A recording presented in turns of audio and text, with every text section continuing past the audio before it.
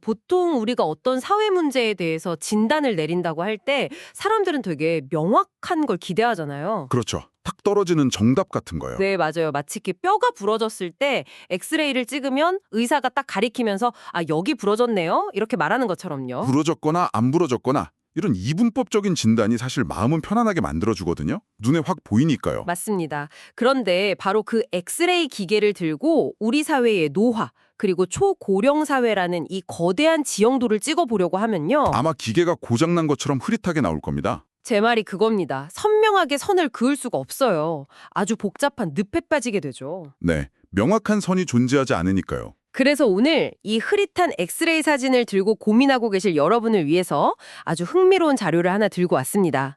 이번 심층탐구에서 다룰 자료는요.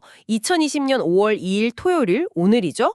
케어요 뉴스 김영래 편집장이 분석한 국내외 시니어 트렌드 리포트입니다. 아주 따끈따끈한 분석 자료네요. 네, 단순히 뭐 고령화 뉴스가 이렇게 나왔습니다 하고 읊어드리는 게 아니고요. 우리 초고령 사회, 대한민국이 직면한 세 가지 본질적인 질문이 있어요. 누가 노인이고 누가 그들을 돌보며 우리는 어디서 늙어갈 것인가? 정말 중요한 질문들이죠. 네, 이 질문들에 대한 해답의 실마리를 오늘 제공된 자료들에서 쏙쏙 뽑아내 보겠습니다. 자, 이 내용을 하나씩 풀어보죠. 네, 겉으로 드러난 현상 이면의 작동 원리를 파악하려면요. 일단 우리가 가장 당연하게 여겼던 기준부터 좀 흔들어 봐야 합니다. 기준부터 흔든다. 네, 그게 첫 단추가 되겠죠. 그 첫 단추가 바로 노인의 기준선입니다. 출연 한국갤럽 여론조사 결과를 보니까 이 엑스레이 화면이 가장 심하게 흔들리는 곳이 바로 여기더라고요. 국민의 한 59%에서 60% 정도가 노인 기준 연령을 현행 65세에서 70세로 올리는 것에 찬성했다고 합니다. 과반수가 넘는 수치네요. 네, 근데 여기서 진짜 흥미로운 점은요. 이 찬성 대열에 무려 2030 세대까지 대거 합류를 했다는 거예요. 아, 2030 세대까지요? 사실 한 10년 전만 해도 이 세대 간 찬반이 아주 극명하게 갈리던 이슈였거든요. 그렇죠. 저도 그렇게 기억해요. 청년층까지 동의한다는 건 이게 더 이상 단순한 뭐 복지 예산 삭감의 문제가 아니라 우리 사회 전체의 생애주기 인식이 이동하고 있다. 이걸 보여주는 아주 강력한 지표입니다. 맞아요. 그런데 전문가님, 저는 이 60%라는 찬성 비율 이면에 숨겨진 약간 그 기계적인 결함이랄까, 그게 좀 걱정되더라고요. 기계적인 결함이요? 어떤 말씀이시죠? 비유를 하자면 이래요.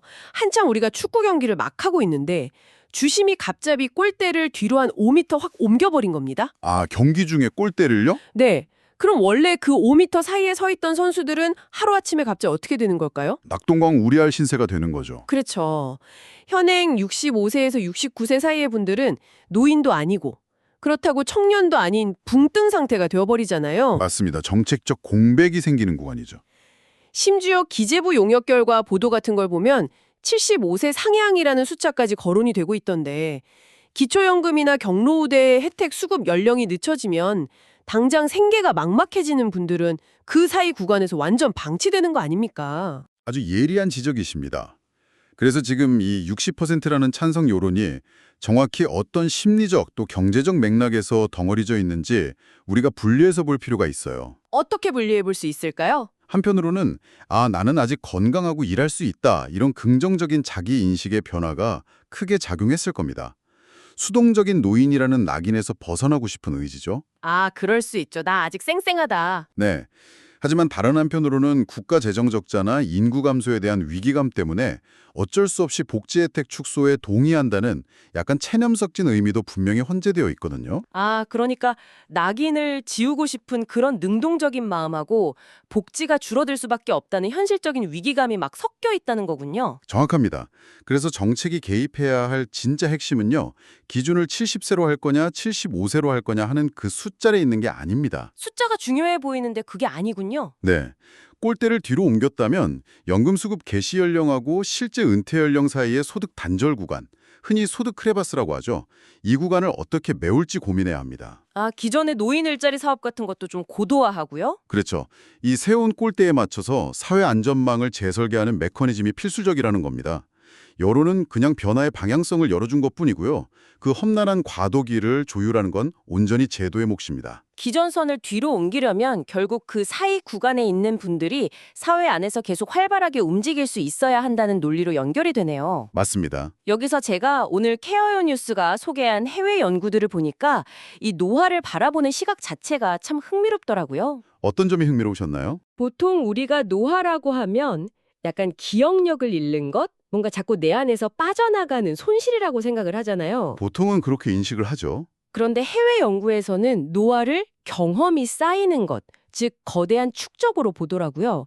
특히 아시아 경제가 보도한 15년 추적 연구 결과가 있었는데 와 이게 놀랍습니다. 투표 관련 연구 말씀이시군요. 네, 투표 같은 사회 참여를 활발히 하는 노인의 사망 위험이 무려 절반 수준으로 뚝 떨어진다는 거예요. 절반이면 엄청난 수치죠.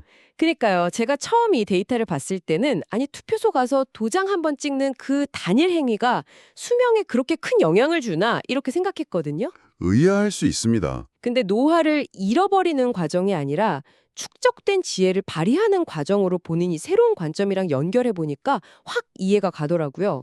그 연구 결과가 보여주는 인과관계의 핵심은요. 사실 투표 행위 자체라기보다는 투표로 대변되는 사회적 연결망에 있습니다. 아, 연결망이요? 네, 투표소에 가기 위해서 외출을 하고 또 지역사회 이슈에 관심을 가지고 정보를 찾아보잖아요. 그리고 이웃들과 의견을 나누고 네, 그런 과정들이 있겠죠.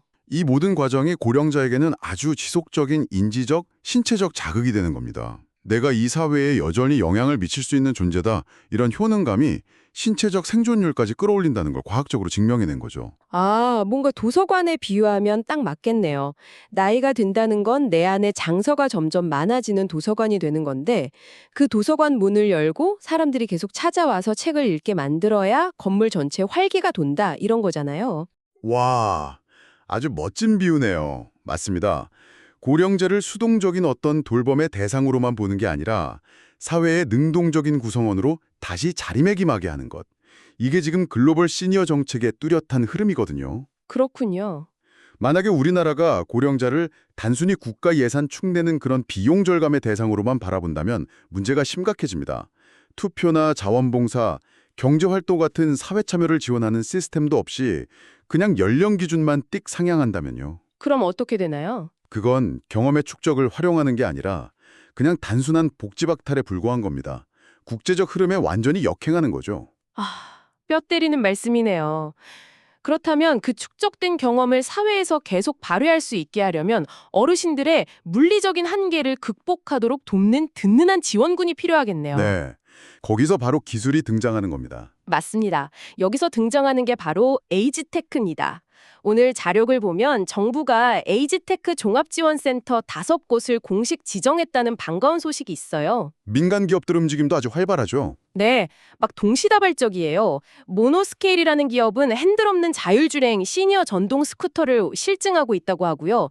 KB라이프는 서울대랑 손잡고 시니어 전문가를 양성하고 또 삼성이나 LG 같은 대기업들도 아예 시니어를 핵심 타겟으로 잡고 전략을 짜고 있더라고요. 바야흐로 K바이오를 이을 K-에이지테크의 부상이라고 볼 수 있죠. 근데 전문가님, 저는 모노스케일의 그 핸들 없는 스쿠터라는 개념을 딱 들었을 때 처음엔 좀 이게 뭐지? 의아했어요. 보통 이동수단은 내가 직접 핸들을 잡고 통제를 해야 안심이 되니까요. 그렇죠. 내가 조종을 해야 불안하지 않잖아요. 그런데 가만히 생각해보니까 노화로 인해서 미세한 근육 조절이 막 어려워지고 돌발 상황에서 반사신경이 둔화된다는 걸 고려하면요. 네. 오히려 어설프게 직접 조작하다가 사고가 나는 것보다 똑똑한 AI랑 센서한테 운행을 딱 맡기는 자율주행 방식이 훨씬 안전한 접근이겠다는 생각이 탁 들더군요. 네. 진행자님이 짚어주신 그 지점이 바로 에이지테크가 일반적인 기술하고 차별화되는 아주 핵심적인 원리입니다. 아, 그런가요? 네. 사용자의 부족해진 인지적이나 신체적 능력을 억지로 끌어올리려고 훈련시키는 게 아니라요. 기기가 그 간극을 알아서 채워주는 방향으로 진화하고 있는 거죠. 기기가 알아서 채워준다. 맞습니다. 이전까지 이 에이지테크가 그냥 소규모 실험실 단위의 어떤 복지연구 수준에 머물렀다면요. 지금 정부의 종합지원센터 지정이나 대기업의 참여는 이 시장이 파편화된 실증 사업을 넘어서 하나의 새로운 경제 질서, 거대한 산업 생태계로 넘어가고 있다는 걸 뚜렷하게 보여줍니다. 아, 정말 화려하고 멋진 기술의 발전이네요. 하지만 저는 이 대목에서 좀 솔직해져 보고 싶습니다. 어떤 고민이 있으신가요? 기술이 고도화될수록 생기는 딜레마가 마음에 자꾸 걸려요.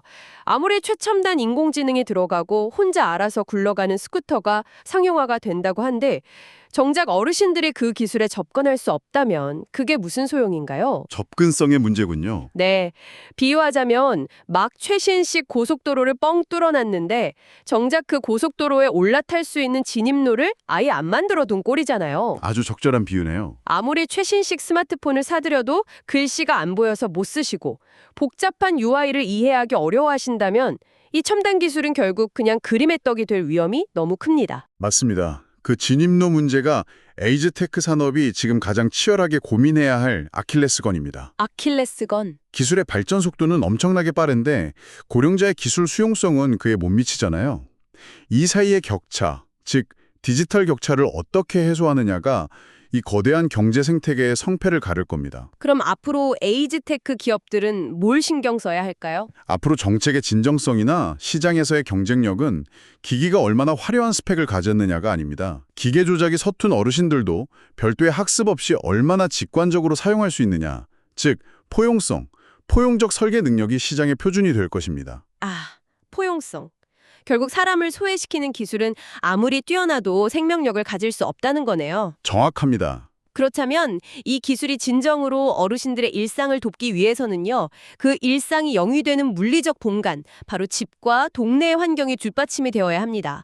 기술의 혜택도 결국 머무는 곳의 환경에 좌우되니까요. 주거 문제로 넘어가는군요. 네, 오늘 자료 중에서 이투데이 보도 같은 걸 보면요. 주거 패러다임이 단순한 집이라는 개념에서 생활권 돌봄으로 이동하고 있다고 해요. 생활권 돌봄이요? 네, 단순히 비바람을 피하는 건물을 지어드리는 게 아니라 집 문을 딱 열고 나갔을 때 병원, 돌봄 서비스, 이동수단, 또 커뮤니티가 하나의 반경 안에 유기적으로 결합되어 있어야 한다는 거죠. 아주 이상적인 모델이죠. 그런데 현재 우리나라 주거시장 현실을 보면요.